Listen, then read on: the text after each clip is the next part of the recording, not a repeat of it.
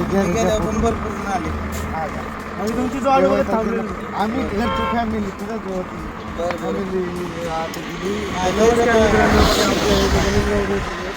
बघू शकता तुम्ही. बोला काहीतरी काय बोलणार बोला काहीतरी आता काय. सह्याद्रीमध्ये कसं वाटतंय मग ते.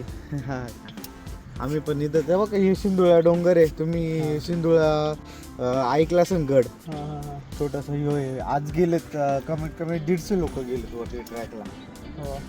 इकडे आता सकाळ सकाळी इथून आपल्या इथं गाडी लावायची आणि हेच रस्ता आहे चढण्यासाठी.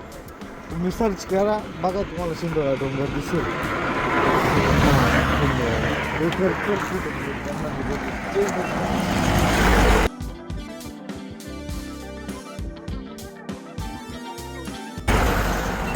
बोललो आम्ही आवाज देतोय फॅमिली. आता फॅमिली त्याच्यामुळं बोललो ते करा.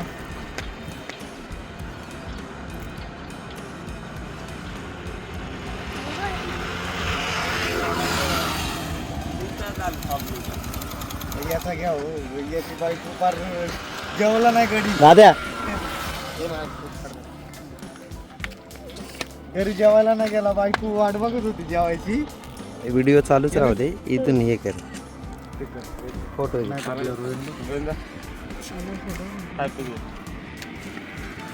आता कुठं तुमची जर्नी?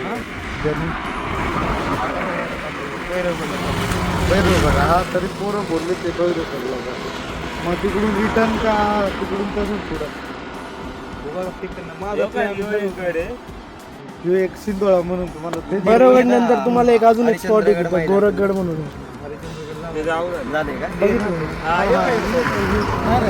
कोपऱ्याला इकडून तुम्हाला बोललो 4 किलोमीटर गेल्यावर तिथे ना प्रत्येक डोंगरावर आहे ना शिवलिंग आहेत. हा का आपल्या छत्रपती शिवाजी महाराजांनी ना म्हणजे तेव्हाच्या काळामध्ये ना प्रत्येक डोंगरावर म्हणजे हे रस्ता नव्हता ना त्यावेळेस प्रत्येक डोंगरावर आपले राहायचे मावळे. इकडं पण पाण्याचे कोंडे त्याच्यावर आहे, त्या डोंगरावर आहे, त्या डोंगरावर आहे सगळ्यांचं. म्हणजे त्यांनी आपले मावळे इथं 10 घरं बिरं बांधून ठेवलेली म्हणजे त्यांच्यासाठी तवा ठेवलं.